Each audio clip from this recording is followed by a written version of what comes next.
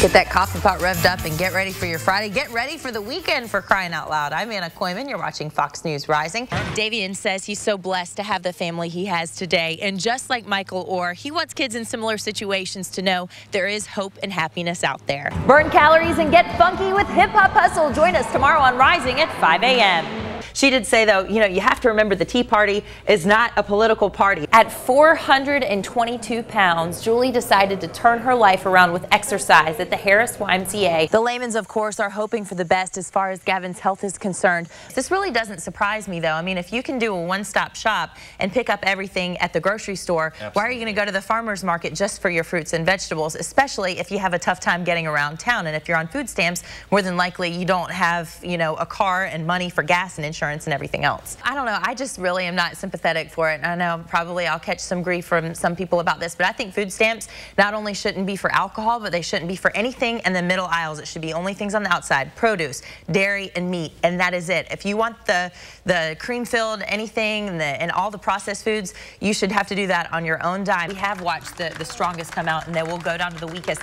But these men have been fighting over who actually gets to go last. You would think they would be fighting over who gets to go first, but they wanted to be the hero. They wanted to be the one who got to be down there, and they've decided that it will be the shift chief who's been rationing out food and taking care of them. A new lifetime of friendship. 8 o'clock on your Tuesday morning. Are you still planning out your Thanksgiving menu? Well, our chef Troy is making it easy to set the dinner table. And of course, as always, there is bacon involved. Can't wait to check in with him. The smell is seeping over here. I wish everybody at home had smell-o-vision. It's like, the cartoons when you're floating with the smell. You're almost like... Yeah, exactly. It is the 16th of November, 2010. You're watching Fox News Rising. Israel Balderas. I'm Anna Kooiman, and this is Derek James. All you hopeless romantics out there, this one is for you. Royal officials say Prince William and Kate Middleton are now engaged. The wedding is expected to be next spring or summer in London. And as you say, Derek, it's probably going to be something small, a little justice of the peace. Justice of the peace, man. Chicken biscuits afterward, a little sweet tea. Something very simple. The Royals never do it up big. I'm an American. I hate everything royalty. I do. Really? Yes, I do. We kicked out the Brits because we were like, no to the king. Of course, I'm in no a town. taxation without representation. Of course, I'm living now in a city that is named after the Queen of England. You know what I mean? So I better be careful. That is so funny. Well, I was just still hoping that, it had been 7 years. That's a long time for Kate to wait, right? So I'm thinking that Prince William, he was coming after me. So. You were like, yeah, I was still waiting on that one. And you were just about to try the mother-in-law, right, on Facebook. I'd be perfect. She does have a page now. Yeah, exactly. Well, John Wilson is camping out at the Turkey Challenge on Kings Drive this morning. Wilson, we hear your British household is so excited about the smashing Prince William news. Maybe we can get him some tea and crumpets, too. Yeah. All right, we're counting down the days to the biggest gift-giving holiday of the year. And in a tough economy, Tara, some folks are searching high and low for the best Black Friday deals, right? You're exactly right. We do want to start on our hot topics with a serious one this morning. There are some new developments in the Zara Baker case. Court documents are revealing that Zara Baker's body was dismembered.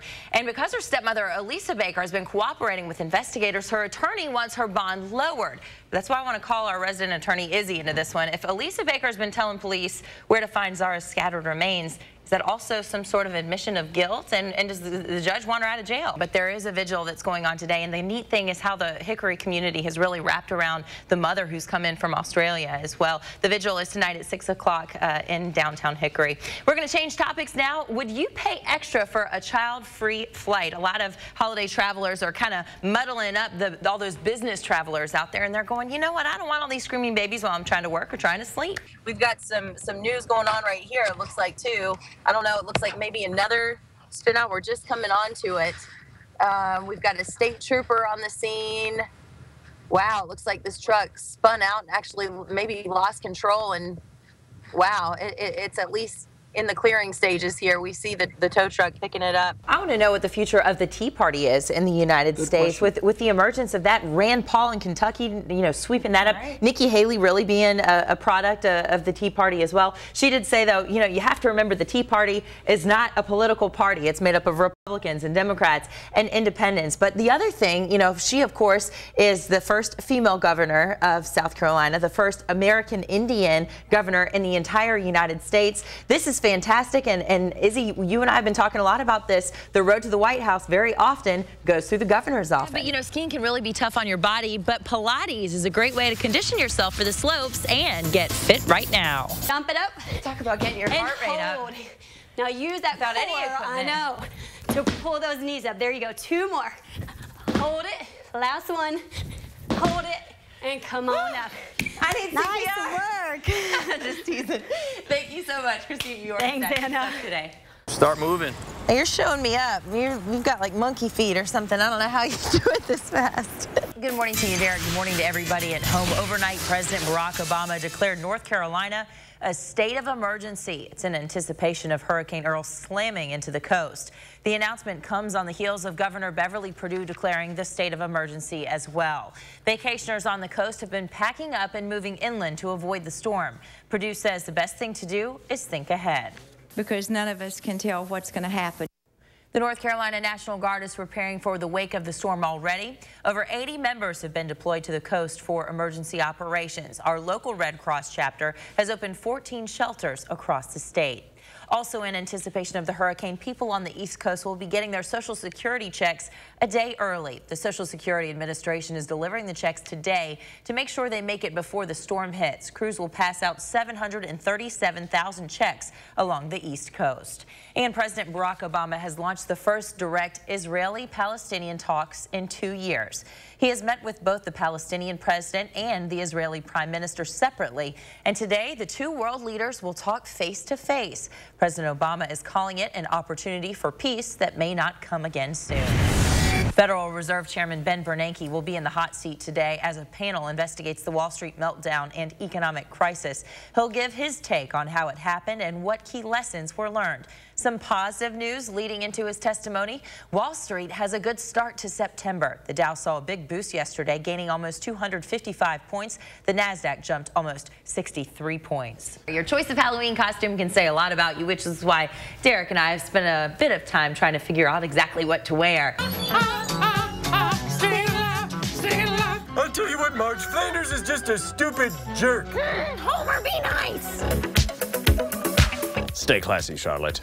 I'll get you, my pretty. I know. Typical witch, right? Typical Halloween. Best I got. Okay, just tell me when you're done. Oh, no, there's no done. I can feel the wind. I can feel the wind of these knives. Okay, that's enough. That's enough. Okay, one more, and we're done. You have survived. Thank you. Gotta go. Whew, and that's a wrap. Cut, wrap, and Tony, right? Who is that, Esther? Big Mike. What is he wearing? It's below freezing. You have any place to stay tonight? Don't you dare lie to me. Come on. The movie The Blind Side captured the hearts of America last Thanksgiving. Get down and give it the real stuff. And this Thanksgiving, Michael Orr, the NFL player whose life it was based around, is capturing the heart of a local 10-year-old who also had a rough start to life. When you saw the movie The Blind Side, what made you want to meet Michael? Because I was like that one day. Because I really wanted to meet him and tell him that I was like that. Davion is in the process of being adopted by the Downs family. It was really touching to see my son interact with him. That was touching. It's just important that, I try to share my story as much as possible and, to give back and just let kids know that it is a way out. Michael says before he was adopted, many holidays passed without a single gift or a hot meal on the table. If the community could get together and give back to kids and, just open their, arms up and, willing to, feed the kids that are in need, that'll be great. SJ, you're going to want to get this. Deborah Downs says our Fox Charlotte Waiting Child program that helps pair kids with loving families helped plant the seed for growing their own family. Every time my husband would see them, he'd say, you know what, we really need to check into fostering. He loved me and hugged me and told me that I'm important. Hey, you're changing that boy's life. No. He's changing mine. Keep it up, man. Keep working hard, all right? Davion says he's so blessed to have the family he has today. And just like Michael Orr, he wants kids in similar situations to know there is hope and happiness out there. One day it'll be a change. You'll be happy. Yeah, you'll be happy. Well, Oh, man, I'm that getting is choked so up. awesome. Well, Davian has a few younger siblings that the Downs are also trying to adopt. Man, I'm getting choked up. Even that movie just gets me choked up. When I was logging in the edit bay, I'm like, oh gosh, this movie just breaks my heart. You did a very fantastic job. Oh, you're teared up too. Happy Thanksgiving. Happy Thanksgiving. That was really good. Great story. I'm very proud of you. All right. You know, as a mom, trying to find out what's wrong with my son.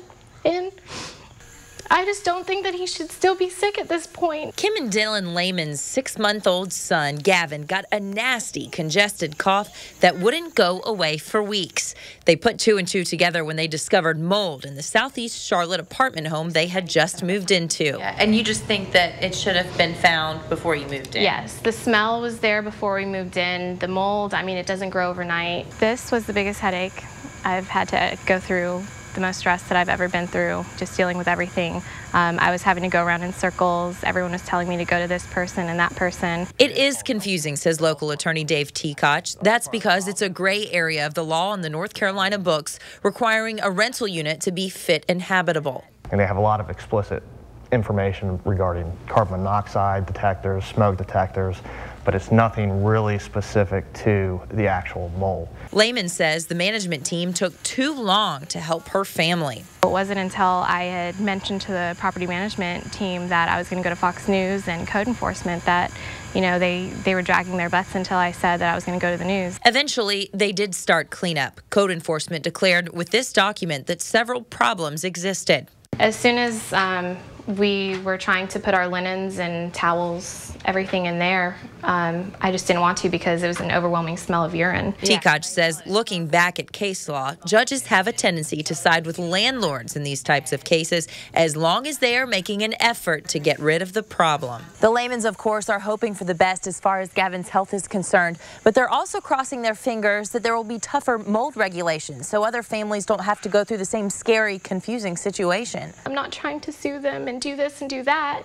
I just wish they would have been more helpful. I wish there would be laws on, you know, the amounts of mold exposure and, you know, what's a healthy and safe limit.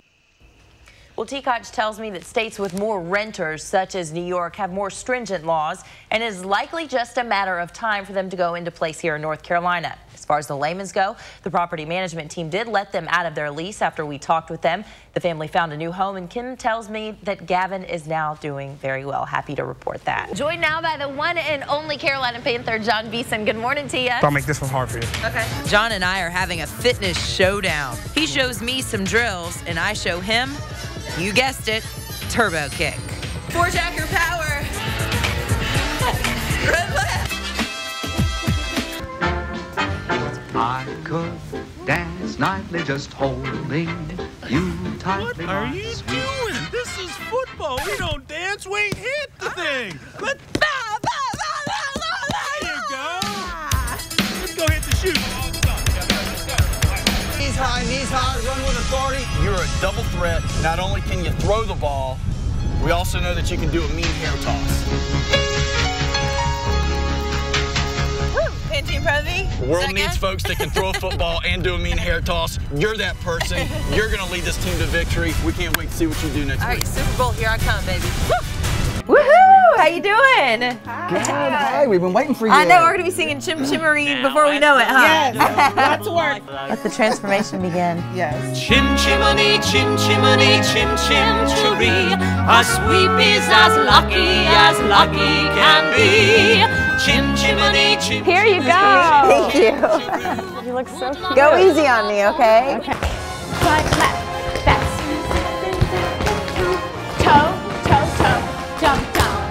Yay! Thank you. That was fun. Next up, we're at Ivy and Leo on our little boutiquing rendezvous. It's here in Founders Hall. I love this boutique. It's so cute, huh? It's so reasonably priced. I can't believe it. I know. Check this out. $34.99. Are you kidding me? I've got the earrings. Anything else I need? Anna, I think the only thing you need is the big gold cuff, and it looks fantastic. Oh, that is Egyptian queen, right?